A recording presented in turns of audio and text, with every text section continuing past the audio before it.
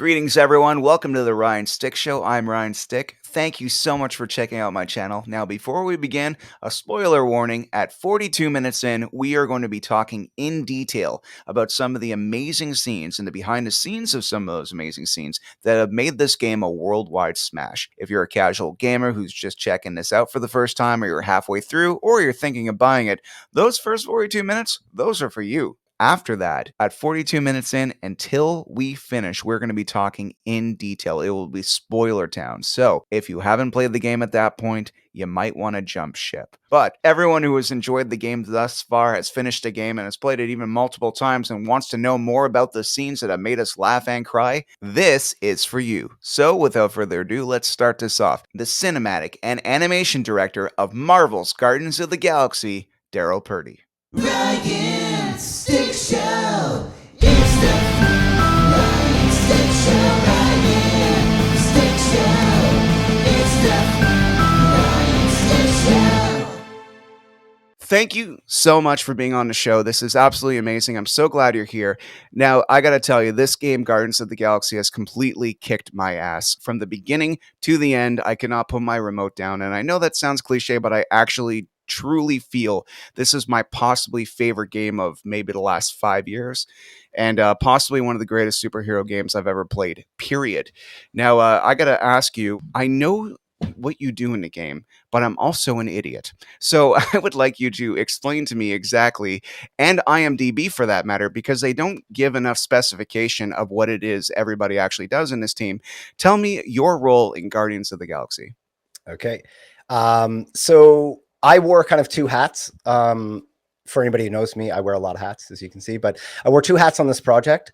One was as an animation director, and one was as a cinematic director. So an animation director typically deals with a lot of the kind of moment-to-moment gameplay animation. Okay, so what that would be like the character movement for your hero character that's playable, all the NPCs, all the animations for navigating around the world or for the enemy combat and stuff like that.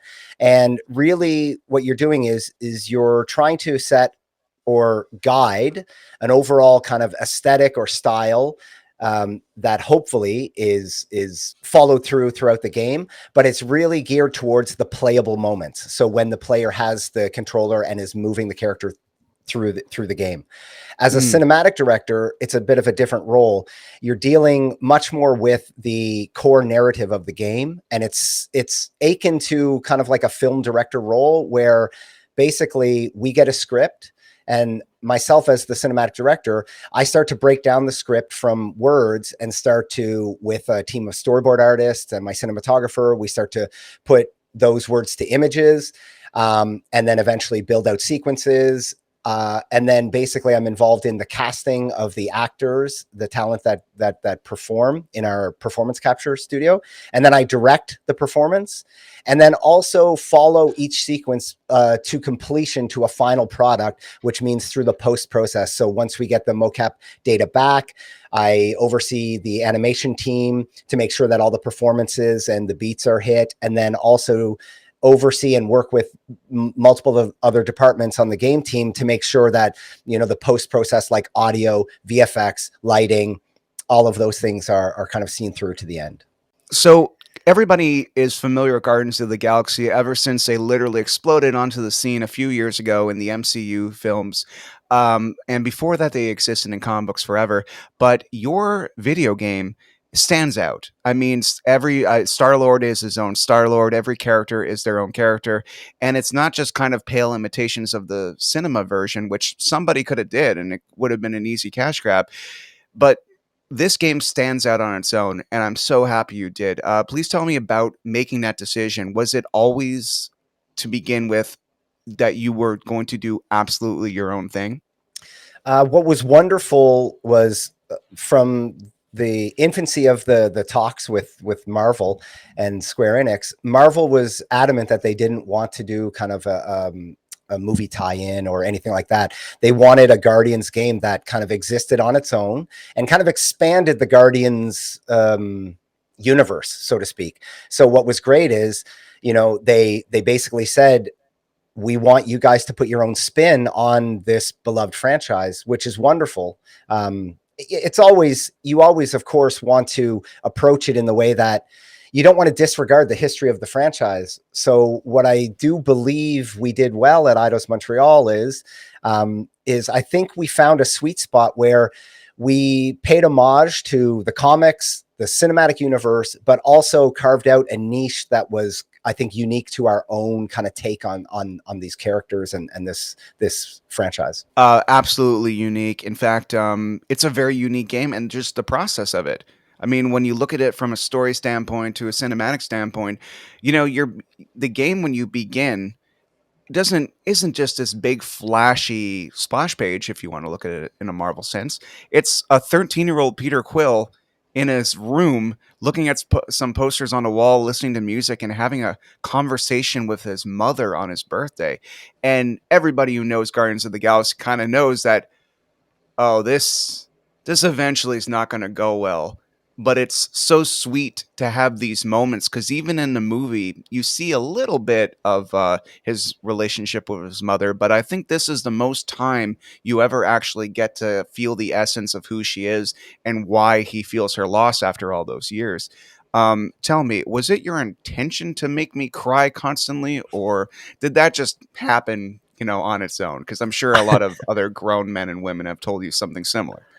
Well, it didn't happen on its own. I mean, it was by design. Like, I'm glad that you mentioned the opening of the game, because for me, this really is kind of like the brainchild of our creative director and our narrative director. So Mary DeMarle, who is the narrative director, and JF Dugas, who is the creative director. I think what was interesting when I started on this project, what really spoke to me, I think, are the themes that spoke to many other people. Is, it's very traumatic to lose a parent when you're literally just getting into, teening years, when they're probably the most formative years of your life, and to lose that anchor in your household is traumatizing. And what's great is Mary and JF like wove a story that had this sense of loss and grief, but also this through line of hope that, you can still find a family. And I think that's what's really interesting. And that's what drew me predominantly to the project. And is that it was, that opening is really profound, because you could have came in with a big bang. There's many games that you play these days where, they want to grab your attention right away.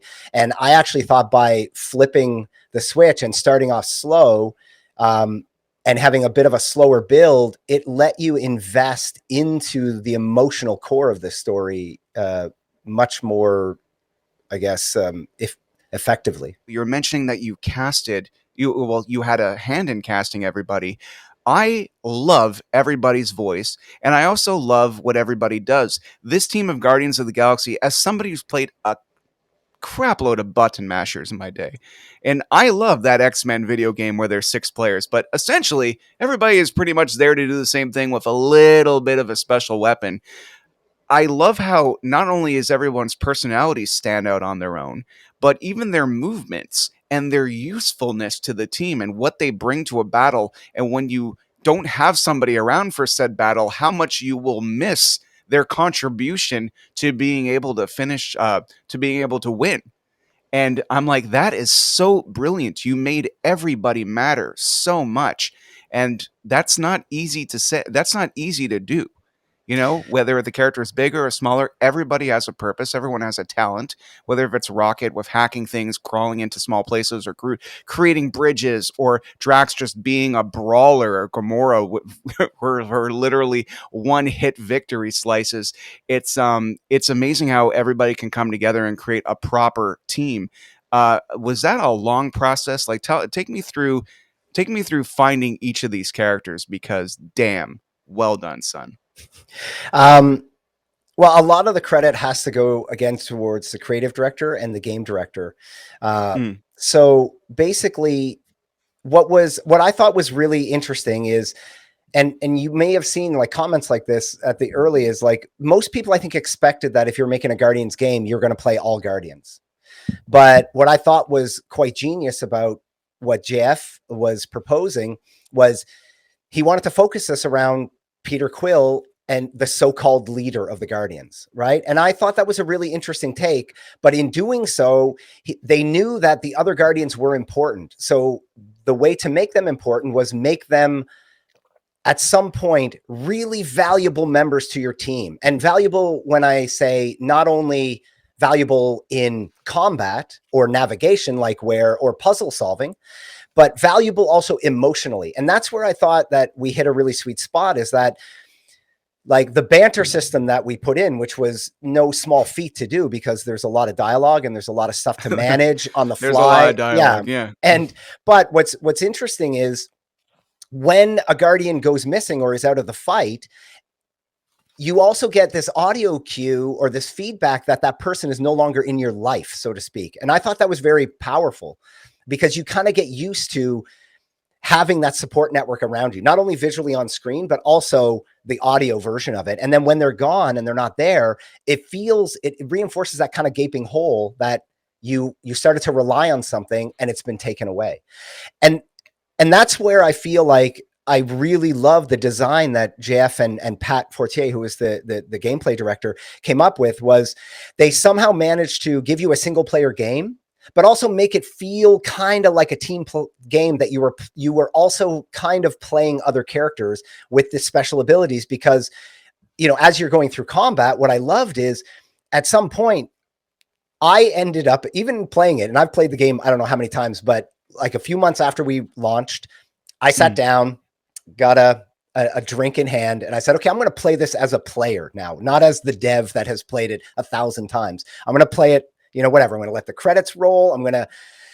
And as I was fighting and playing the combat, I found myself almost so aligned with Peter Quill. I was almost going like, okay, Drax, now Gamora. And as I was saying it out loud, Peter was saying it on the screen. And I was like, wow, I'm really kind of in sync. And I thought, to me, that was the genius of the design of the gameplay, is that I, as a player and a viewer or whatever, was completely mirroring what my hero was doing on screen. And that kind of symbiosis was perfect. And I think for me, that's what draws me to this game, really. Oh yeah, absolutely. And you were mentioning, Peter. You felt like Peter. I love the take that John did. And I'm going to ask him about this a little later or before, depending on when everyone sees this. I love the take that John did on Star-Lord's voice, because to me, he kind of sounds like a mixture of Corey Feldman and Chris Jericho and all these other kind of like, dude guys. But at the same time, there's a lot of strength and leadership and kind of pizzazz that he has to have in order to tell these four disgruntled, powerful weirdos how to keep everybody together. And I'm like, I feel like I've been the Star-Lord of some of my bands. You know what I mean? Well, yeah. What's great about John's performance is it's a tough role to pull off. And I mean, and I want to say this, hopefully it doesn't come off as, I don't know, pretentious or something, but the idea is like telling a story is hard for people who don't do it. It's already hard. Even telling a decent or a bad story is hard. Like, I mean, people who are in entertainment, they know that there are so many moving parts that things can fall apart at any moment. Okay. And also we've seen the character of, somebody who is kind of, a bit self-centered, maybe a little bit of, like a douche, but has a heart of gold and stuff like that. And that's a hard line, because you can quickly fall off and go into like completely unlikable or unrelatable. Okay. But what John managed to do is, throughout the entire game, he never lost that childlike kind of innocence, but it's not innocence. It's more like that self-centeredness that a teenager has. And no disrespect to my children, because I love them and they're wonderful. They're both teenagers. I was a teenager once and I was awful. Go for it. No. But there is, and I want to say this not in a derogatory term, when you're a teenager, you're very self-centered, because you're trying to figure out who you are in life. And so you believe everything that surrounds you is about you, or reflects you, or is a reflection of what you did. Like if somebody laughs on the other side of the street, you immediately think like, are they laughing at me? And so what I found really great about John's performance is he was able to keep that, because in a way, Peter Quill is a bit of a person, from the way I approached it, as like thinking about it from direction, is he is locked in a time capsule. He lost his mom when he was just entering his teen years. And so emotionally, he is kind of locked in that time. So he's kind of like kept himself in that no responsibility, life's a good time, whatever. I don't really, you know what I mean? Because he never had to grow up. And then he's put into this position where he's now responsible, not only for the 5, he's trying to be a leader, but he's trying to be the cool guy leader, right? At the beginning of the game, he's just trying to be the cool guy and everybody can see through it. And then Nikki comes in. Cadet Gold, what are you doing here? Aren't you a little young for the Corps? Aren't you a little old for that hairdo? And there's something even more profound where he might be a father now. And now he has to confront this reality that, oh my God, I have to grow up. And I felt like John's performance, he never lost that childlike feeling, but he grew so much over the game. Like you felt by the end of the game, oh, this is a person I would follow and I trust his decisions. And I got to say, John's delivery of it was beautiful. It was mesmerizing to watch. It was. Now, I also give credit to Mary and her team, because I mean, I remember the first time I was reading the very first script I read on this, I was finishing Shadow of the Tomb Raider. We were finishing up on that because I directed the performance capture for that. But I was getting scripts. I was already getting scripts from Guardians. And I remember reading the first script and I started to giggle and laugh out loud when I read the first script.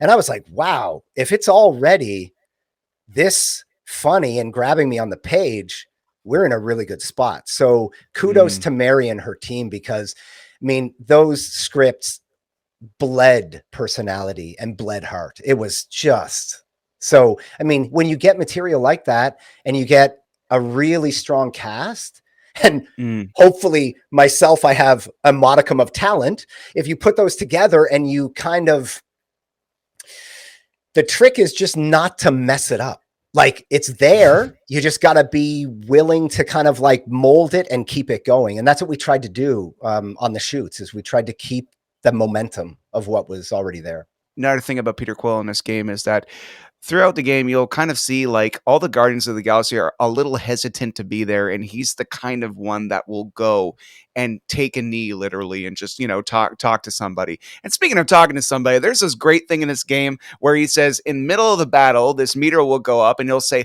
huddle up. And you're given an opportunity to give an inspirational talk that cues music and helps everybody be a little invulnerable for a few seconds. And I love the fact that you could screw it up. You were given 2 options and the team can be like, yeah, Peter, we're with you. All right. Or the hell are you talking about? What the heck is this going on?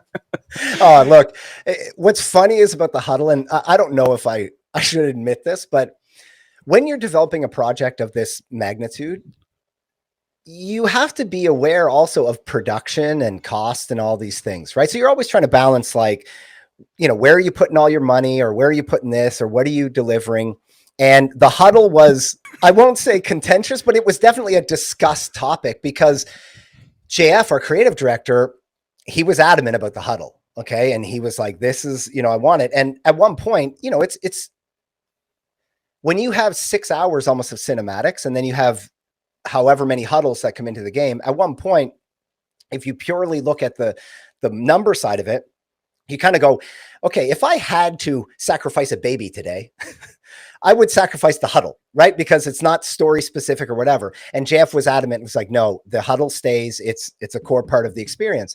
And to his credit, he was 1,000% right, because what is amazing about the huddle, because most people would tell you like, oh, players won't like it because it's going to take them out of combat. And it's going to, interrupt the flow and all that stuff. But really what it did is it just added another bonding moment, one for the team, which I thought was amazing.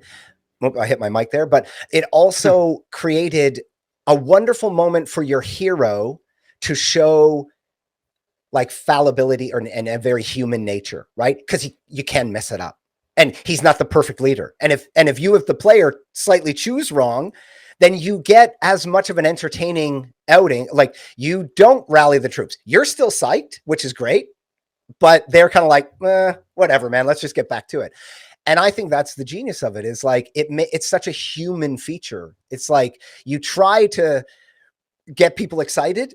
Sometimes it's going to work. Sometimes it's not. And so, to JF's credit, like, yeah, the huddle is, and then, cue a great 80s track and put it over combat. And it's like, as a kid growing up in like the late 80s and the early 90s, and, watching like John Woo films where there would be this symphony of destruction over this like beautiful music track of like hardcore action, and then this like beautiful music. The huddle for me, I was like, oh, this is gold. Once the music kicks in, you're just like, it actually, you as a player almost again are mirroring what Quill is going through. You feel a surge of excitement when the music kicks in. It's wonderful. We'll win this together. Hit the music. It's really cool that the movies kind of have their soundtrack, and I play it all the time at parties and stuff like that, because 70s R&B and pop songs are a great way to kind of bring everybody together. But damn, the music in this game particularly speaks to me, because when I hear Iron Maiden or Tainted Love, or oh my god, even the Star-Lord original song is so good. And the fact that Star-Lord is a band, his childhood favorite band, is such an interesting thing to add of, well, why is he called Star-Lord? Why does he call himself Star-Lord?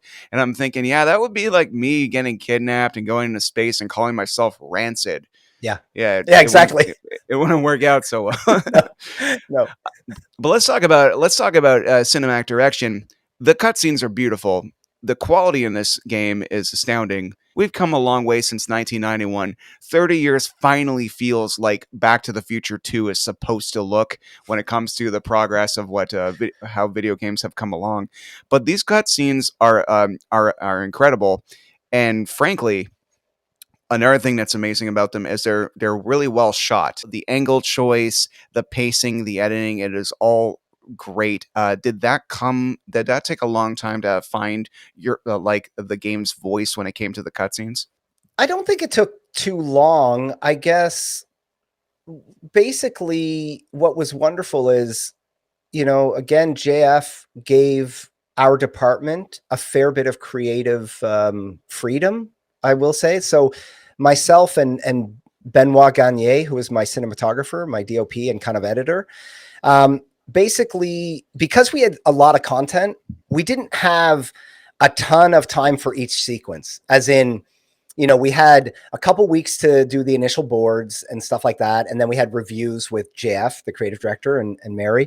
So really, if you think about it, it was a fairly condensed production schedule. So what we tried to do was we tried to go with a fairly conservative camera setup, right? So we knew a lot of the cinematics, again, in games, a lot of the cinematics are usually when you need to tell story, and it's the quieter moments anyways, right? So there's very few, if you're doing your job right in games, most of the action should be on the stick. Okay. And when you're getting into the more talky moments, or the more kind of heartfelt moments, which are quieter and whatever. So we knew that, like, we kind of did some, like, I won't say tricks, but we made some very definite decisions early on from a cinematography standpoint. We knew that facial animation was something that we felt very confident we could do well. Okay. So right away, Benoit and I were like, okay, so if we're in these scenes, we're going to try to shoot a fair bit in medium to close up. We're only going to use wides when it's absolutely necessary, maybe for an establishing shot, or, in the instance of when we were going to see the world mine, when you were going to see something that was galactic or something that was massive, we ended up flipping the coin and using wider shots and really wide shots where you can see the universe and nebulas and planets. And, but what worked really well is because a lot of our scenes, we decided to go a bit more intimate with the cinematography. When you got to the world mind, I thought that was a very effective sequence, because we pulled out and we showed you grand and big, and reminded you that this is a galactic threat. And so we tried to be very practical and say, because there's so much heart in this story and we have a lot of content, let's try to shoot it intimately. Not handheld or anything, but really like medium or close-up shots, frame the camera nicely. And then when we need to, when we need grand, let's go grand. Let's really so that way we were trying to kind of like spread our money, if you will, our virtual money in the right spot. So it didn't take that long, only because like the team that I work with right now, we've been doing cinematic content for almost a decade at Eidos Montreal. So we all have kind of a shorthand with each other. So we kind of iterate very fast. So we're able to kind of like almost finish each other's sentences, which is great. I know what you're saying about sometimes when people are having conversations, it's a medium shot, but at the same time, we're really supposed to be focusing on what they're saying. And Yeah. if Kevin Smith has proven anything, if if what you're saying is very, very interesting, you don't really have to have pans going around the room at all times when you're supposed to really be really taking in what they're saying. And frankly, a lot of the conversations that Peter will have with people, let's say on the Milano, is usually him trying to kind of like remedy something terrible that happened on the last mission.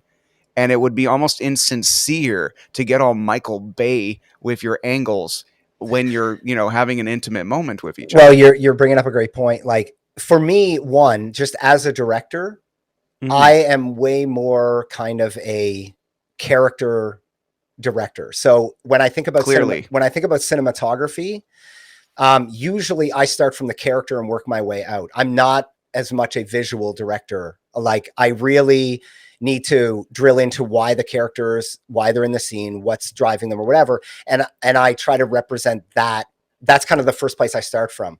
Now, that's not to say that there's not times when I want a very cinematic shot or whatever, but it has to be for a reason. Because what people don't know also is when you're creating 3D content, like CG content, yeah. As a former animator, because my history is as an animator. So I was trained as a CG animator. I worked in television, VFX, and all that stuff. So I used to be a character animator. And what people don't tell you is some of the stuff where you'll get like that takes so much time is, simple stuff like this. Let's say I have a prop, okay? And I'm holding it in my hand. And then I have to put it in that hand, and then I have to do this, whatever. Well, that may seem like a very simple thing, okay?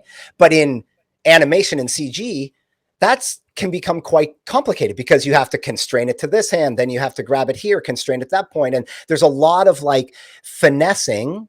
So what we wanted to do, we knew we had a lot of story to tell. We didn't want to get caught up in spending time on, say, oh, look how beautiful that hand animation is there. And it's like, but it has no purpose. We knew right from the beginning that this was an emotional story. It was heartfelt, and it was dealing with very human themes. So we wanted to spend our time here as much as we could. Okay. And that was a conscious decision. So, and we knew our animators and our performance capture, and we knew our actors were all solid enough to carry that performance in basically the shot that I'm showing you right now of me. And the writing was so good, like you said, that you didn't need a lot of visual tricks. You needed them only when you needed them. Like I can think of a couple times where Benoit and I went a little bit crazy with our cinematography. One of my favorites is when the Guardians get jettisoned out of Sacrosanct. And we have this really elaborate flipping camera with the Guardians flipping on axis, and space is getting so you have no idea where you're at. And that is all my cinematographer, Benoit Gagné, because basically when we talked about it, I said, when they get thrust out, I want the feeling of disorientation. And he went away and came up with this like camera flipping over the characters and characters flipping on different axes. And eventually they settle, and then the camera pulls into the Milano, and you settle into the final shot. And when he showed it to me, I was like, oh my God, dude, that's amazing. But again, that crazy camera was necessary to sell the feeling of the scene. Again, I was trying to feel an emotion, what the characters would be feeling as in this disorientation, this seclusion, and chaos. And to Benoit's credit, he nailed it on the camera work. It's not the easiest thing in the world to give a bunch of human-like emotions to a raccoon, but you did. And well done. You know what And was amazing, actually, just to let you know? Mm. Rocket was one of the first characters that the facial looked good on, almost. Like, I was surprised. I was worried about him Really? technically, but then Alex has such a expressive face that when we put it onto Rocket, he was one of the ones that first we were like, oh, looks really good. And the harder one, Drax was one of the hardest. Yeah. Drax was one of the hardest. Gamora was difficult as well. But like, Mm.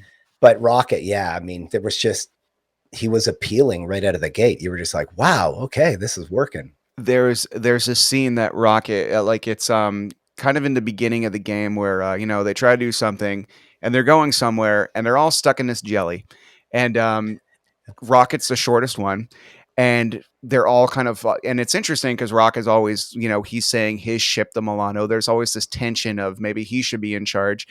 And something that's beautiful to me is that when he's in the jelly and he's kind of going down, he's calling for Peter to help him. Like, instead of like Groot, my giant tree friend, Yeah.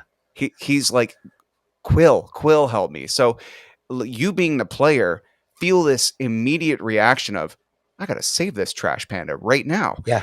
But I am a terrible video game player, so I had to watch Rocket die like 7 times, and it was so traumatizing because, and once again, kudos to the actor's performance, because he was whispering Quill's name as he was going down and seeing his hand.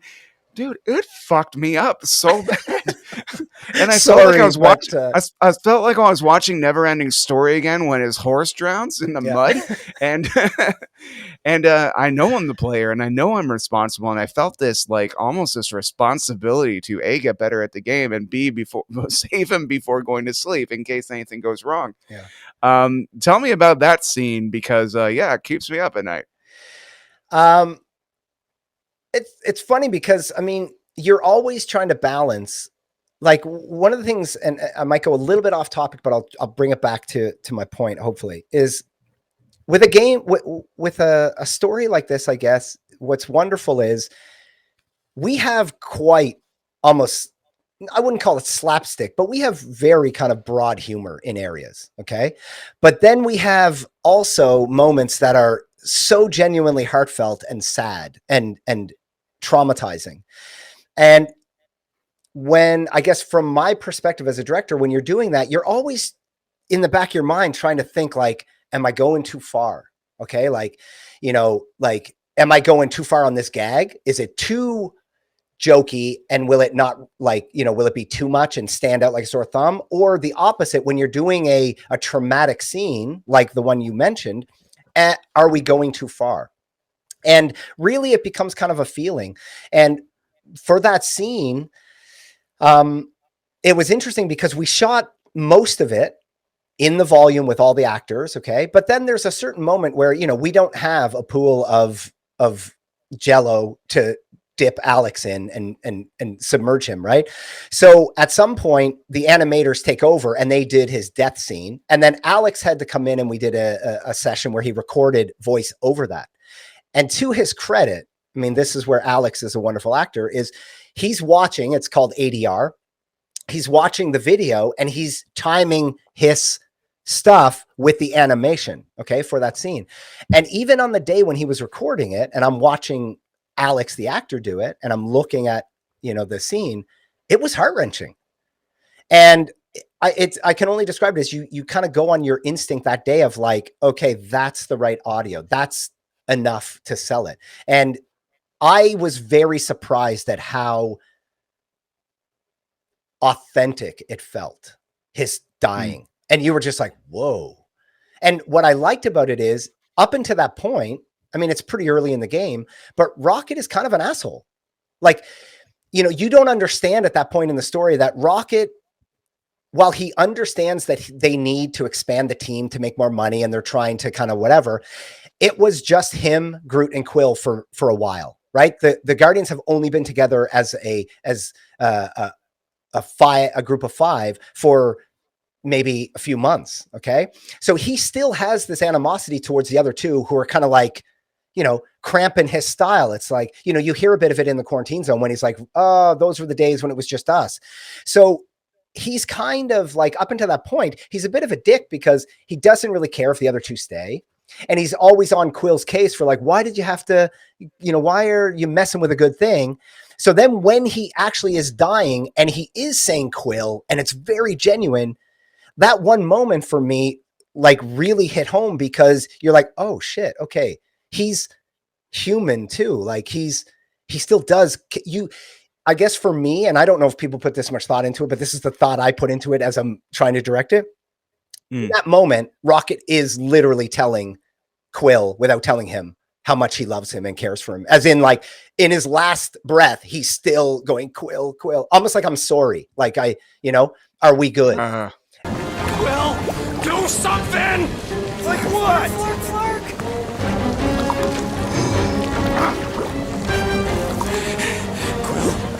Quill?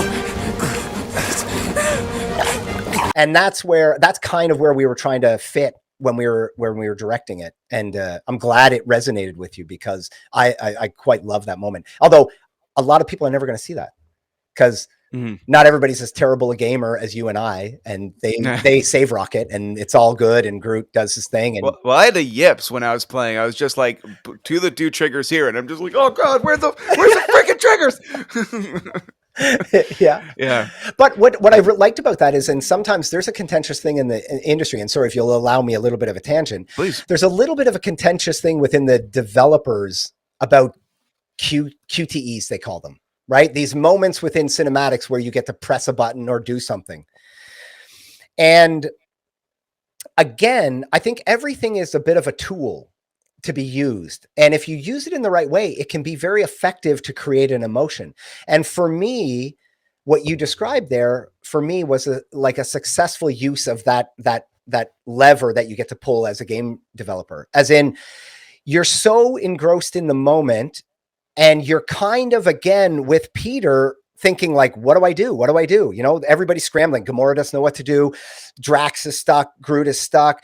Quill can't do anything. And you're kind of wondering, what do I do? What do I do? And Rocket's pleading for you to save his life. And you have no idea. You as a player have no idea what to do. And Quill has no idea what to do. And then all of a sudden you're presented with a solution, but it comes out of nowhere and it takes you by surprise, which I think, again, mirrors what Quill is going through in that moment. So you're taken by surprise, and you, as the proxy of Quill, the leader, you're kind of like, oh God. And if you don't get it right, well, that is what it would be to be a leader in that moment. People might get it wrong. You might make the wrong decision. I mean, that happens. So I found the use of the QTE in that moment was very, very effective in underscoring the emotion that Quill would be feeling as well. So it's as good if you fail it, if you succeed. Like, both are equally rewarding. And it's weird to say rewarding, to say someone's death is rewarding, but in a story sense, it's rewarding. So Absolutely. And another thing about, the fact that you're a director that was wearing these 2 hats, basically moving around with the combat, cutscenes, when you put them together, it's interesting to me because every time I'd see a cutscene in a game like Marvel Ultimate Alliance or something like that, the cutscene would be this thing, and then there's the game, and it always seemed like, here's a cutscene, and crap, we're back in game mode because nothing will ever look as cool as that cutscene, as big, as epic. But you managed to make it seem this seamless thing where the cutscene would end on Peter's back, and then all of a sudden you're able to move again, and there was this real feeling of a fluidity between the 2. And I never felt that kind of disappointment of either the cutscene's over or, oh god, here's a cutscene interrupting my flow. It kind of like flowed like a river and always seemed like the same game, and everything was supposed to happen.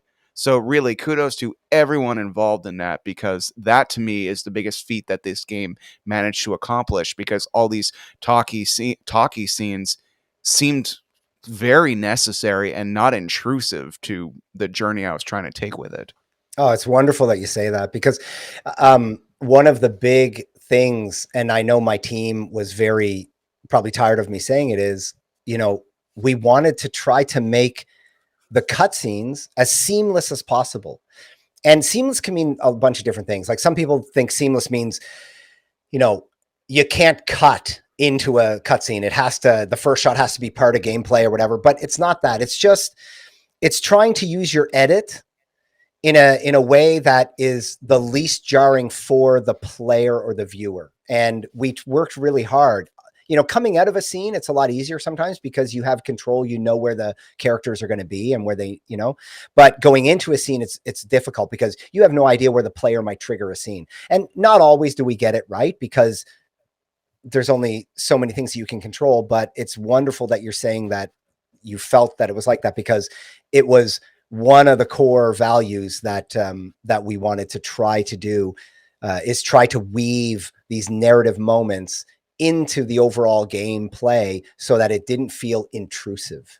So Absolutely, and well done. I mean, even when they're all walking down a hallway and all this exposition's happening, but you still can control if you're walking or not. So there's still this feeling of, oh, I might as well get, there's never that feeling of, oh, I might as well get up to pee. I'm not in charge of this anyway, or I'll just watch it on YouTube. Like you're still controlling what can happen, especially.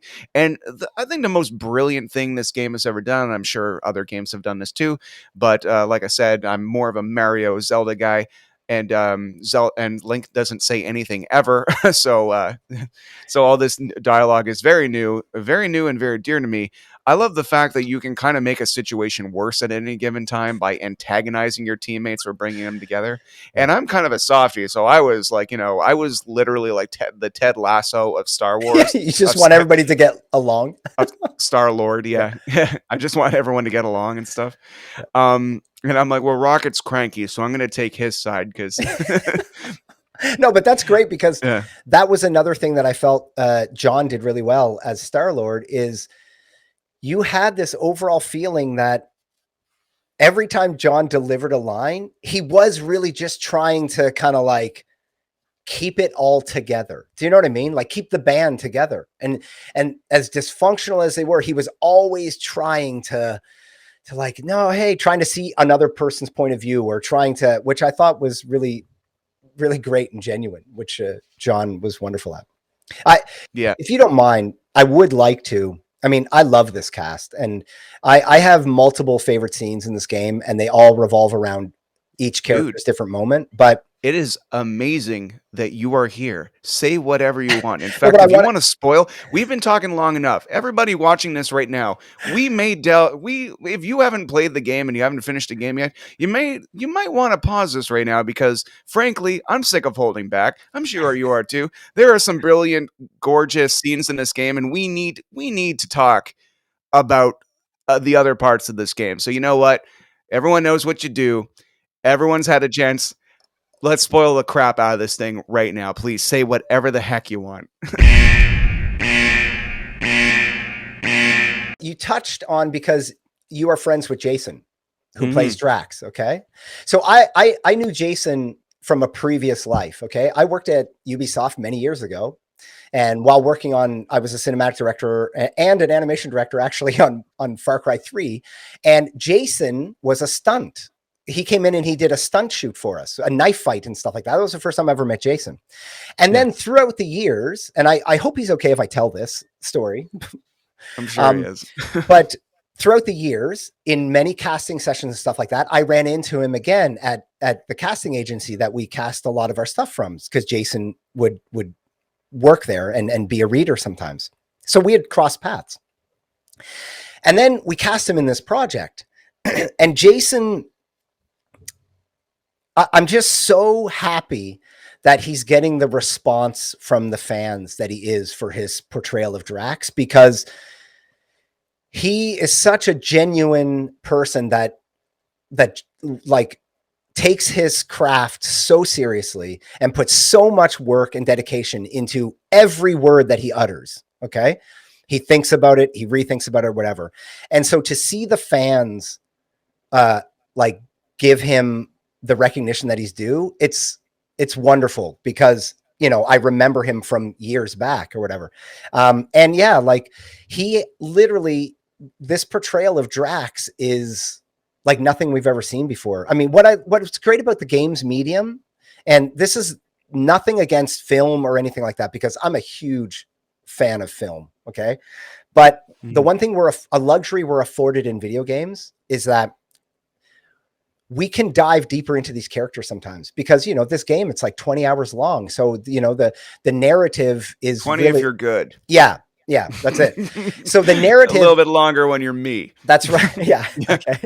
So you can take a long time to get into the characters, which you don't have that luxury in film sometimes. In a 90-minute film, or even if you get a longer film, which is 2 hours long, that's still not a lot of time. If you have, look, you have 5 main characters plus supporting, plus your antagonist or your villain or whatever. It's not a lot of screen time to get into the nuance of characters. And what's lucky is in a game like this, we're afforded a bit of a luxury where each character can have their moment to shine.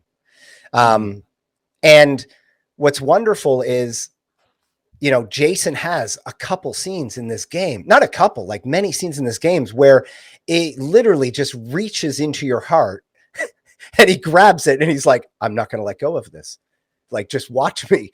And it's wonderful. Like, I remember one of my favorite times shooting with him was he had his biggest scene. Okay. Actually, no, he has 2 really big scenes, but it was one of the scenes where he's talking about the death of his family. Okay. And it's actually an optional scene in the game.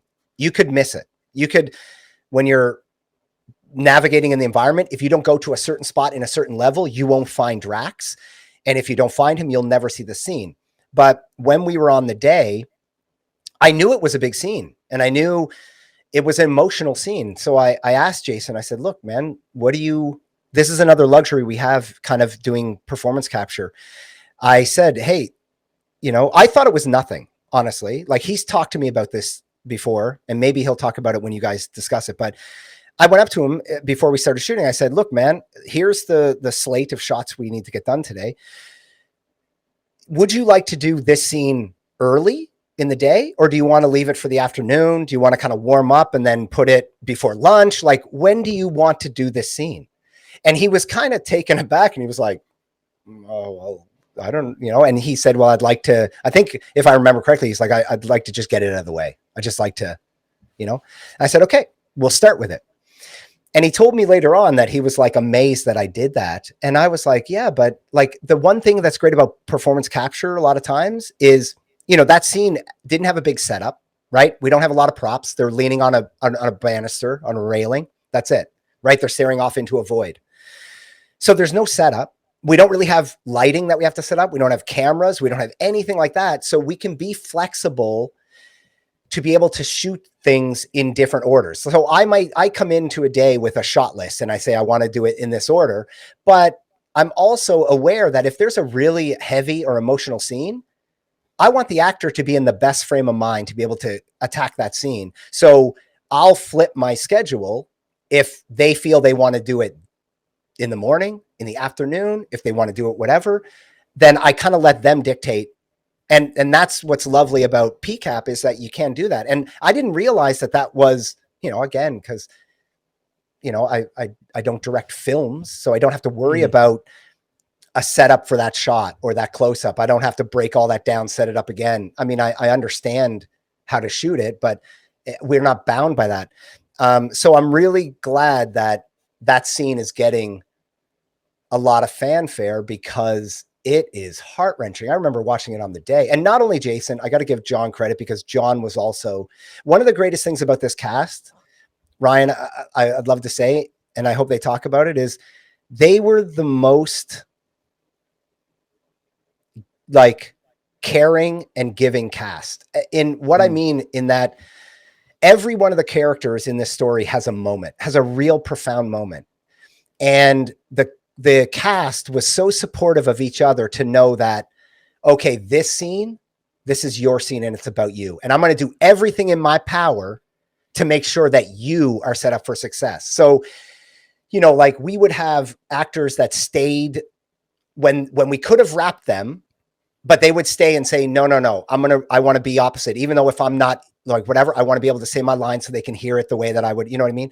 And so like, I can't say enough about this cast. Like we were so fortunate to get this cast together because they were so supportive of each other and made sure that when everybody had their big scene, that the other ones stepped back and knew that, hey, this scene's not about me. I know I have maybe 20 lines in this scene, but I'm not the focus. And it was wonderful. That was really great cast and crew to work with. If you do not mind, Peter Quill, I would like to be left alone now.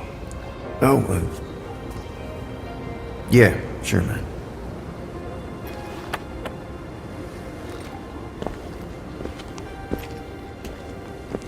Peter Quill. Yeah. I hope your mother found her way to heaven.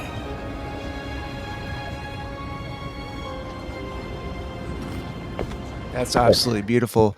Yeah, no, it's funny. Like, when I heard Jason play Drax, I said, dude, let me interview you, man. Because, you know, we go way back. Yeah. He works as a casting director at Kenny and Wells Casting, and has directed me in many successful, not so successful. That's on me.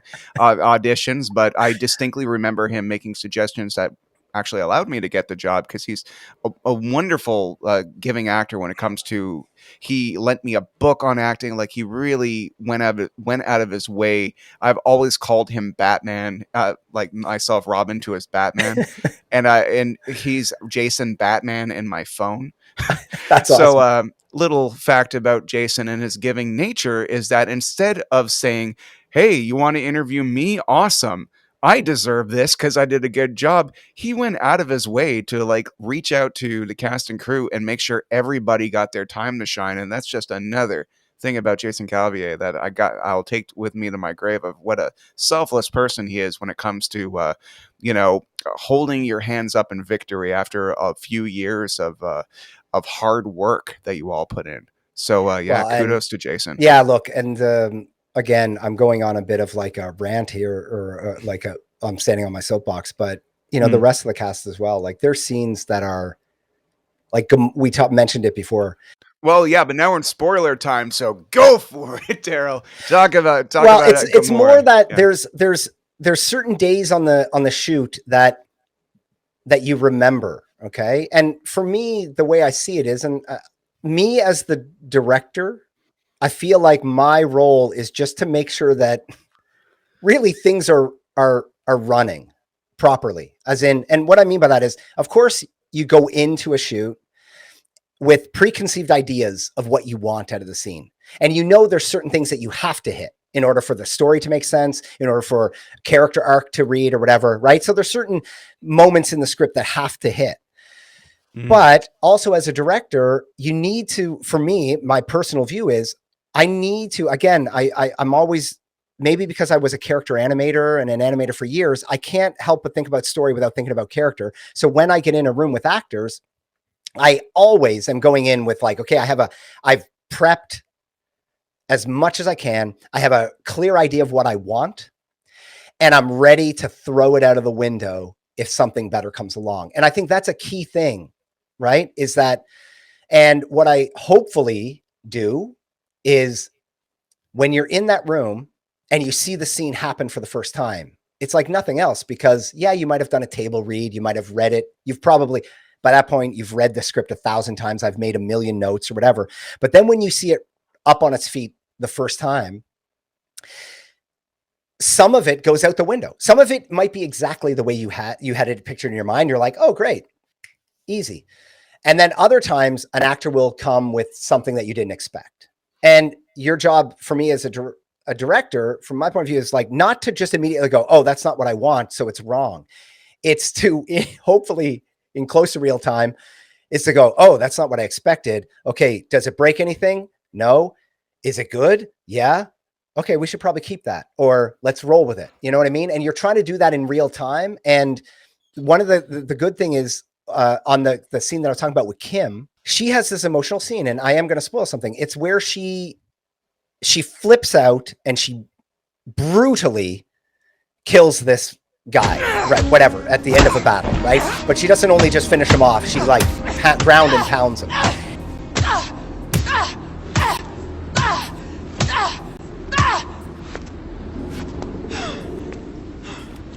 And rightly so, Star-Lord is concerned. He's like, whoa, we haven't seen this before. Are you okay? And she says she's okay, but obviously she's not. She's dealing with something. And she admits, this dark secret that she has about she killed her sister in order to stop her sister from being, a terrible person, whatever. And she carries this guilt, and she believes that by admitting this, they're going to see who she really is and going to reject her, because what kind of a monster kills her only family member, right?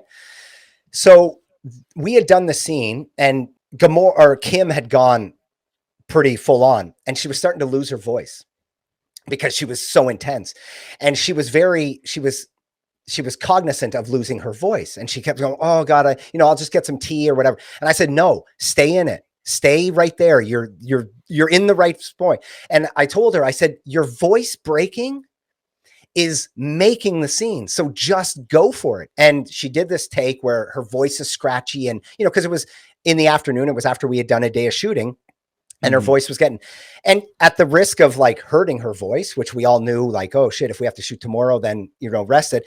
But there was just something about how her voice was being strained that added another level to the emotion. The Nebula I knew had been twisted into a hateful, vengeful monster thing.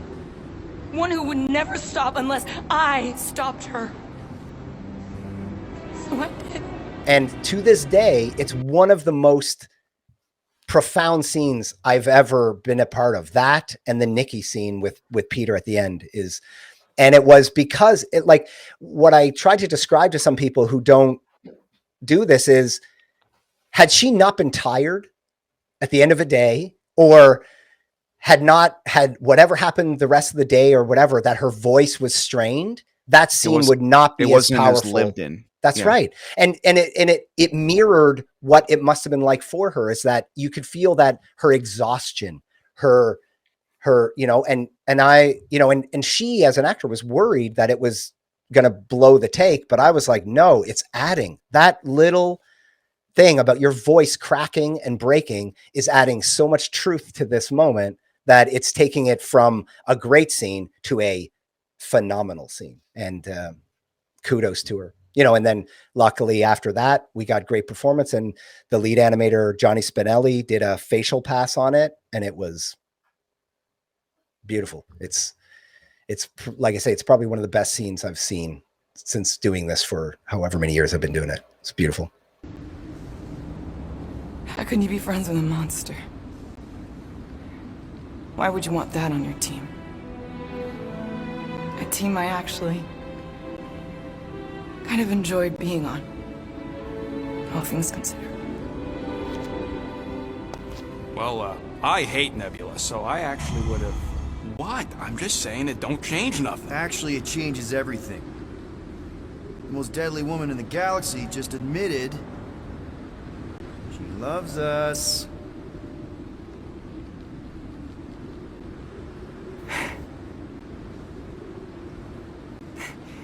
I did not. You did. You said you were in love with us right after the part about killing your sister. I said I enjoyed your company. That is the Catathian definition of love. She has a lot of power in her voice too, and you could tell she's projecting a lot, but she's also at the same time very pleasant to listen to, even when she's yelling at you. Oh, the banters were tough though, because the combat banters, they were difficult because you have to project at such a volume to get over the din of battle. Those days, and I didn't direct all of those because there was just so much content that we actually got another voice director in to direct the group for a decent portion of them, but they were tough. Those are days when the poor actors are earning their money because they are screaming for like hours on end, and I don't know how they do it. Like, I can feel my throat from talking to you for an hour. I can't even imagine screaming at that projection to, but it's so great when you're playing and they're just like riffing off of each other or making jokes and, it's wonderful. there's this great scene with Groot, and it is revealed that Rocket actually doesn't speak his language. They've just been together so long that he actually can tell what Groot is saying. Yeah.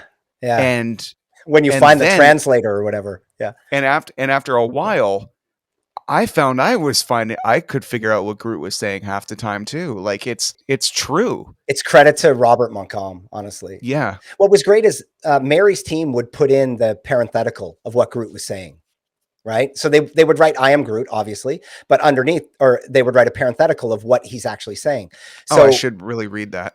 no. But I mean, in the script. So then Robert had an intention Okay. to play. So every time Robert would Oh, I say, "And thought I it am was like a Groot," subtitle I didn't turn on or something like no, that. Oh, no. okay. So Wow. then every time Robert would play, what was great is he's actually playing the line, but he's playing it just with those three words. And there's a great moment, and it's actually, and I don't know if people register, but it's not long after you experience the promise.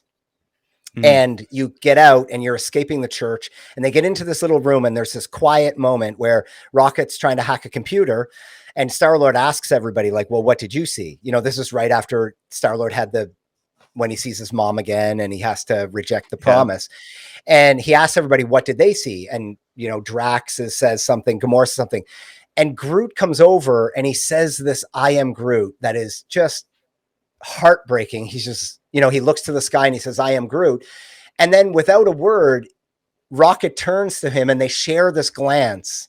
And it's one of my favorite scenes because you feel that Groot felt something profound, and Rocket understands. And that's enough. You don't need to know what it was that Groot, but it was just so profound that you get it. And I told Robert on the day, I was like, dude, it's gold, man. Your "I am Groot" speaks volumes.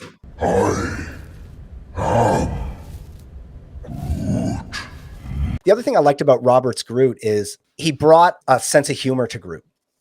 Like there's moments when Rocket will say stuff and Groot will snicker at him, or Groot will actually say an "I am Groot" and then chuckle like he's telling a joke. And I had never seen that in any of the other kind of franchises, and you were like, "Oh, I've never heard Groot laugh before," and it's really endearing. He has like Robert was able to give him a real kind of personality and depth that was lovely. Oh yeah? You want monster? I'll show you monster! Whoa, guys! So we've covered all the Guardians, but the game begins with showing Star-Lord, 13-year-old Peter Quill's relationship with his mom, and throughout the game I kept playing because I wanted to go back to that flashback, and I just needed to see what would happen. And you leave your room in the beginning, and if you flash forward to the future, and Drax is waking you up telling you how he doesn't trust Gamora, which is a really interesting way to start the game based on this dysfunction. But then you're walking and he's daydreaming, and it pictures back to now you're going there and you got to go upstairs because there's something from your dad in this box. And then finally you see this scene where outside all of a sudden there is an alien invasion happening at this farm, and it's time to go downstairs and save your mom. And when you do, and I gotta say this is such a cool choice. When you run, you're like literally sliding down the banister in action pose, like you are going to save your fucking mom, no matter what. And even though we know he can't, as a player, you're like, I got to do this. And lo and behold, of course, you're using your guns. You're 13, you don't know how to use them, and they're doing nothing. And the feeling of, I've been playing with these guns this entire game, yet now I'm shooting someone and they're useless. Yeah. I've seen them take out giant, shadowy monsters, but I can't do anything. And the feeling of powerlessness is, and knowing the dark journey you're about to go on, and seeing your mom die. It's like, I didn't realize video games can do this. You know what I mean? And when you're playing at 2:00 in the morning and nobody's around, and you're just kind of like living in this in his presence, and just absorbing it, the fact that in the promise, all of a sudden you are adult Peter Quill and you know how to fight. You jump through the fucking window and you shoot everybody dead, and all of a sudden you got to go back to that place. You got to change everything. You're having your flashpoint essentially, if you want to go through other pop culture Yeah. references, and you know it's wrong. And the game goes and the credits are happening and you know it's wrong. And you have this feeling that something's wrong and the shadows are emerging on you, and at the same time your mom, your emotional core, the reason why you fight, the reason why you want revenge, the reason why everything was taken away from you, is hugging you, but you have to push her off, and they give you the option of pushing the button to make that happen. This is game making on a level that is not only beyond game changing, pun intended, but holy shit. Well, you know that's yeah. kind of, I'm glad like you brought it up. Like that was where I felt the two hats that I had Mhm. melded into one. Because to me, what the creative director's brief on that scene was, it has to be playable and it has to be heart-wrenching, right? And so it took a while to develop that scene, but I feel the end result is really, really effective because it has enough gameplay to make you feel like you have some type of agency, but it's so heart-wrenching. And again, that's a testament to John, but also Mylène Dinrobic, who played Meredith. She is a phenomenal actress. She put so much emotion and charm and charisma into Meredith. It was amazing. Again, another great day of shooting was when we were shooting the young Star-Lord stuff. It was early in development, and we had a young actor who was playing uh, Peter, like young Star-Lord, and he had done some commercials, but he was relatively new to the industry.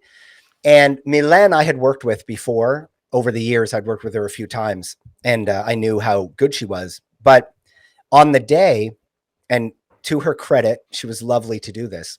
I asked her, I said, look, I know not only do you have the task of playing Meredith, the mom, but I said, would you be okay to take Hudson kind of under your wing as a performer as well, and kind of like help him and guide him and whatever, you know what I mean? Like, I'm going to step back. I'm not going to give a ton of like, oh, say it this way or do it that way, which is not really my style for directing anyways. But I asked her, I said, would you be okay to kind of like set the pace and, you know, and help Hudson through this scene, because it's, you know, it's quite emotional stuff.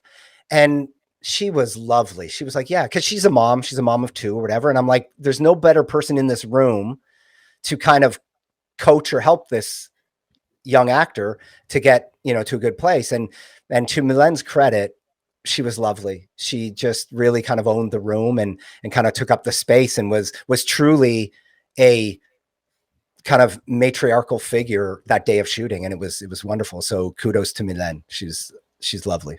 I think one of the other emotional scenes that really people resonate with a lot of people is when you're telling Nikki that basically her mom is dead and that she's living in essentially a fantasy, and that none of this is real. And you go through the process, and this is amazing, where you go through a process of, I don't know where the cake is, I don't know where essentially the part where you play along, Yeah. where you help find a present and all that stuff, and then realize what's up.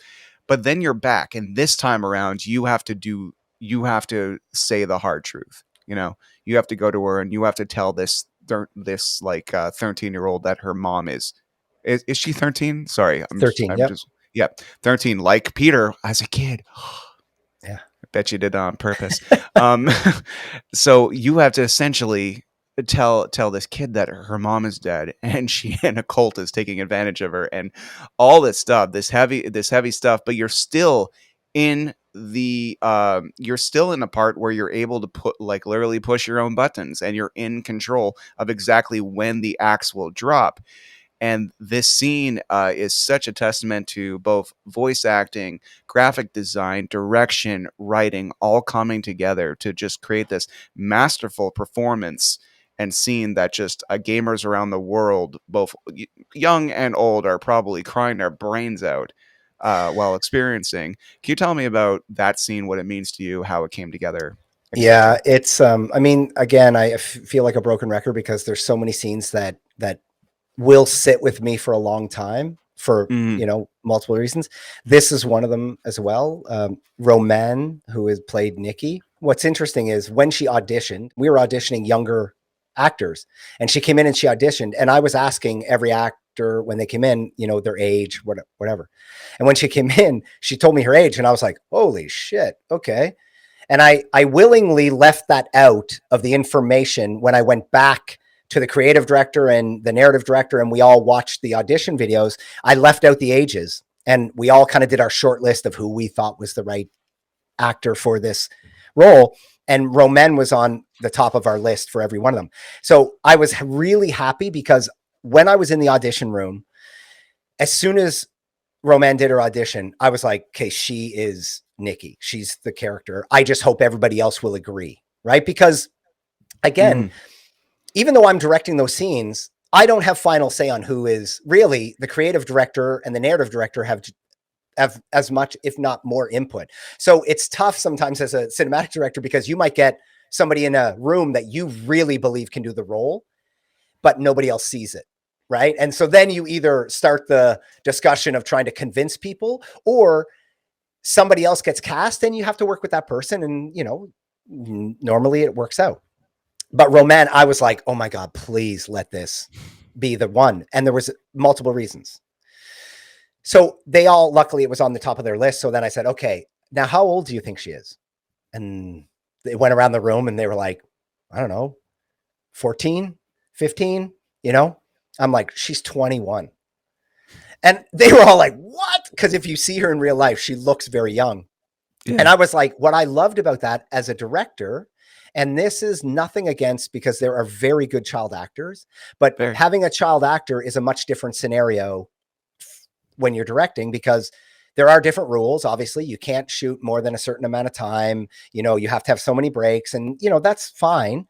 And then there is also that there are some amazing child actors, but then there are a lot of child actors that are child actors that haven't completely honed their craft yet. And they're Yeah. not as comfortable in their skin. They're not ready to kind of let go. And that sounds cliche, but that's what an actor needs to do. They need to really just let go and go for it.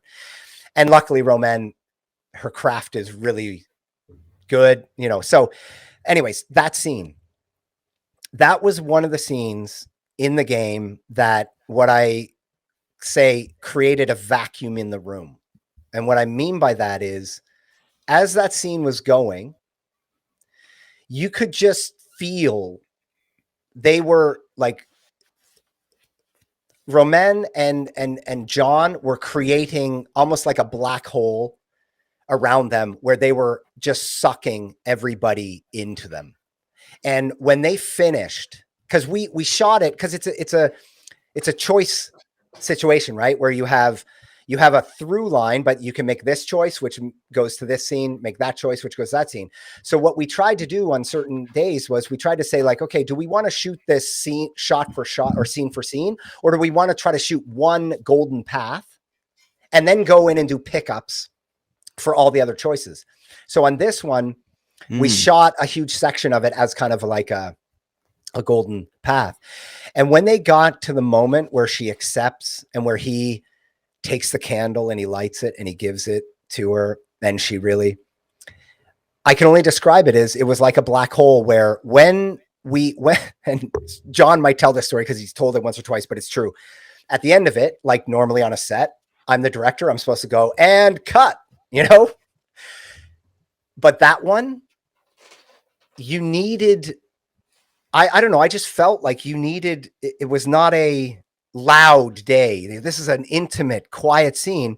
So at the end of it, we were all so engrossed on the performance that I was just like, and cut. You know, it was like a whisper. I didn't want to ruin the moment by saying cut, so I said it like super quiet.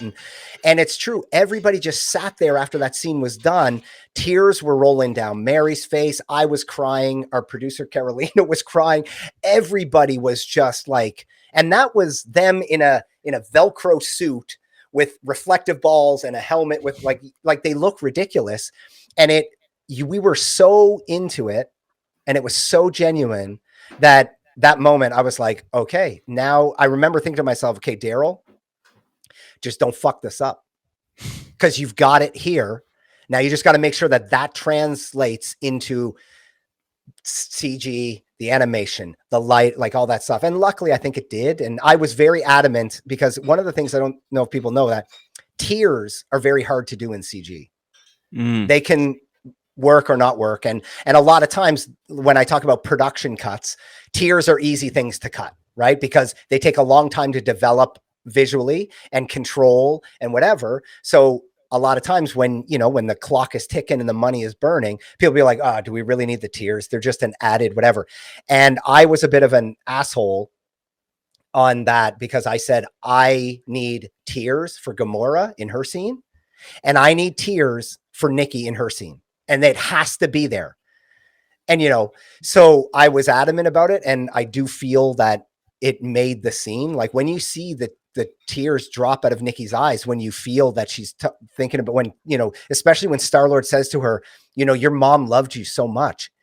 And what's weird is I went in and I said to the artist, I said, when he says that line, I want a teardrop to fall from her cheek, because it triggers something inside her. And so it's, that scene it'll stay with me forever. That scene, and also the scene that precedes it with Carell and Star-Lord, because to me, that's the scene where you can think about it in any way. Carell's ghost is talking to Star-Lord.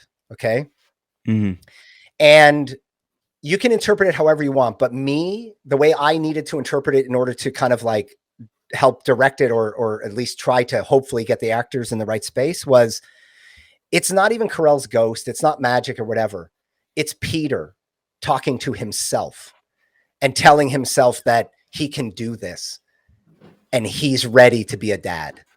And that's why I loved at the end of that scene, Carell puts her hand. There was 2 moments in that scene that there are 3 moments that I love. The end, when Carell puts her hand on his chest and he says, I'm not strong enough, I can't, whatever. And she goes, you have to be. And then she walks away and she fades into nothing. And then after she's gone, Peter says, I know. And for me, that I know is Peter talking. He just had a conversation almost with himself, it feels like. And he told himself that you're strong enough to do this. And you're now go do it. And he's like, okay, I know there's nobody else who can do this but him. And so he has to convince himself of it. And in that scene also, there was a joke. And I've told this anecdote on other podcasts, so I hope you'll allow me here. But there was a joke in the middle of that scene. And when I read it on the paper, I was like, oh God, this stands out. It felt like a blinking, flashing red light in the scene, where I was like, whoa, that just doesn't, man, it's such a heartfelt scene. And then there's this joke right in the middle. And I'm like, I was like, I don't know how I'm going to make this work. On the day when we went to shoot it, I didn't know how I was going to make it work. And I went to Mary, the narrative director, who was there. And I said, look, Mary, I don't know if that joke's going to work. I'd like to run the scene a couple times without the joke. We're just going to omit that joke and we're going to go from this line to that line. And she was like, I could see Mary was a bit hesitant. She was like, okay, well, let's try it. So we ran it a few times.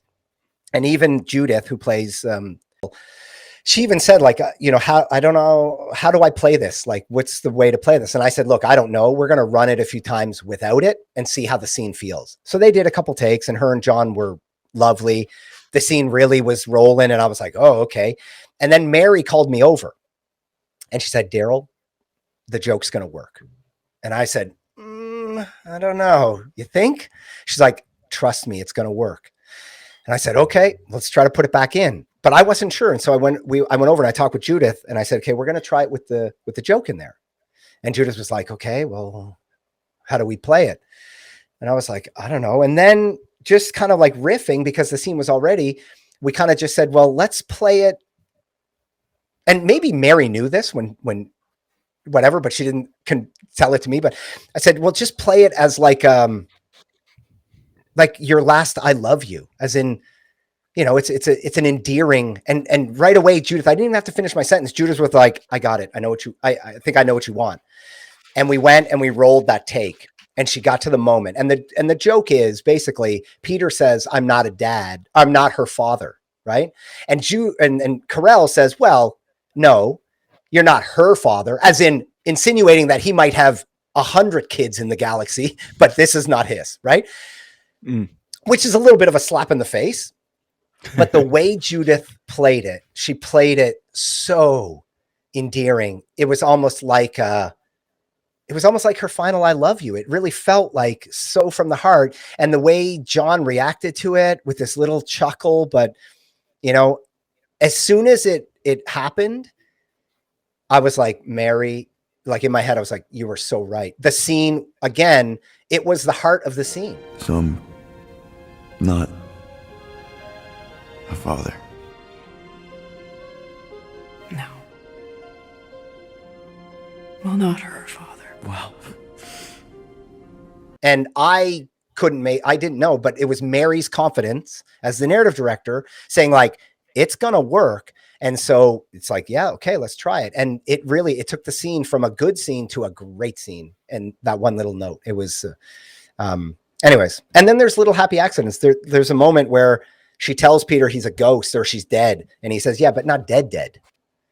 And he goes, she touches his face and he takes her hand and he goes to hold it and it passes through his hand. Yeah. And normally that's a no-no in CG, right? You don't want any of that to happen. But I don't know what it was, but on the day, the way that they did the scene and her hand just kind of fell out of his, at some moment, I was just like, oh my God, I have an idea. We're going to use CG to do what it's great at. And that's things passing through each other because they're virtual.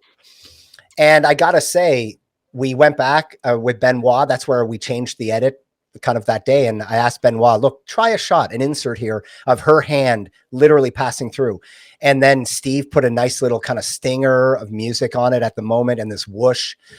And it's also one of the scenes where I call it a happy accident. It was not in the scene. It was not whatever. It was just something on the day that you just felt would bring it to another level. So it's kind of those things that happen where you might plan for a million things, but you got to be ready for spontaneous things to happen when you're shooting. And hopefully if you've allowed enough leeway, you can build those in and they make the story. It's almost like the story starts to tell you, or the scene starts to tell you what it might need. And you just have to be receptive to it. So yeah, like I can't speak enough about how fun it was to be a part of this project, honestly. We've come a long way from pushing A will kill everyone. Yeah. It's quite amazing the job you all have done. And I'd just like to say on behalf of myself and all the other fans, thank you for validating our love of superhero video games, because sometimes they suck. It felt good to feel this much, if that makes any kind of sense. Like finishing the game, I kind of like felt like I just saw a great movie, but also at the same time participated in it. Well, I think that's the power of what this medium can do. Now, does it happen all the time? No. And does it need to happen all the time? No. I mean, one of the games I play the most is like NHL or a sports game. I mean, didn't even ask you what your favorite games are. That's kind of funny. You live in this world, but I'm not a crazy gamer. I mean, I am, like, again, I play a lot of NHL just because I grew up playing hockey and I don't know, it's my go-to just to unwind, but I am definitely drawn towards the games that kind of like the genre of games that I tend to make, as in I like single player narrative driven, because I do believe that we are starting to scratch the surface of just how powerful games can be from a narrative standpoint. There's been a lot, if you look at the Uncharted series, if you look at The Last of Us, games like that, they're narrative powerhouses. Like I replayed probably my favorite game of all time is the Uncharted series. I just replayed the entire franchise, 4 games over the the kind of like pandemic and holiday break. That's my probably third time playing it, but it's because it's like it's like when I read Lord of the Rings every year, because I just loved those characters so much that I just wanted to be in their world again. So I think games have the power to do that. And when you can marry the interactivity and the heart and emotion to work together, there's no other medium. Like, it can create a real powerful sensation. So yeah, I'm with you. I hope that more developers and more people crave games like this, because I want to keep making games like this for the rest of my life, because they not only feed my soul creatively, they feed my soul as a fan and as a person, just a human being. Awesome. Well, thank you so much, Darryl, for stopping by. This is absolutely amazing. Everybody watching this right now, please check out all the other Ryan Stick Show episodes, Guardians of the Galaxy related. We are going to be interviewing the cast. We're interviewing Mary, the narrative director. It's going to be absolutely awesome. And a huge thank you to Jason Calvier, aka Drax, for taking me on this journey, or at least showing me this whole galaxy of talent that I'm able to talk to. This is absolutely amazing. The world's in a weird place, but we all can find our families and save the galaxy while fighting through space and listening to metal. Oh, by the way, Darryl, right before you go, where can people find you on the social media? I know you say you don't social media that often, but when you do, where can they find you and tell you you're cool? God. Well, like every dinosaur my age, I'm on Facebook. I think I'm just under Darryl Purdy, but I'm also on Instagram. I think it's Darryl maybe _ Purdy, I think is my Instagram. Something like that. So. You're as bad as Jason. I'm just like, dude, you're in the most popular game in the world right now. Post more. Come on. No, I know. It's terrible. Anyways, look, Ryan, thank you so much for actually inviting me. And I hope I didn't ramble on too much. I have a tendency to talk too much. Dude, this is gold. This is great. I love it. I love it. Every story, you're like, someone farted that day and it inspired this. I'd be like, awesome. Hey, everybody. Thank you so much for watching Ryan Stick Show. It's been an absolute blast today. Darryl was amazing. All the stories you heard, this is absolutely, this is stuff that only he can tell us, and I'm so glad he did. It makes me love the game even more now, and frankly, to be honest with you, I played through this game once. Then I looked it up. Apparently, I can change my outfit. So I'm going to find the most dastardly strange outfits, go through all these emotional moments again, and have Rocket wear some sunglasses. It's going to be awesome. Anyway, thank you very much for watching Ryan Stick Show. Please watch, share, and above all, comment and let the cast and crew of Guardians of the Galaxy know what a great job they did. Thank you very much for watching. I'll see you next time. The Ryan Stick Show. All right, everybody. Hope you enjoyed watching that. We got more Guardians of the Galaxy game content coming your way. We already on this channel have a cast interview with the 5 Guardians. We also have upcoming an interview with the narrative director, one of the head writers, and even Steve, the music supervisor, who is the lead singer and co-writer of all the Star-Lord original songs. So subscribe to this channel so you don't miss an episode. See you soon and have yourself a lovely day. Ryan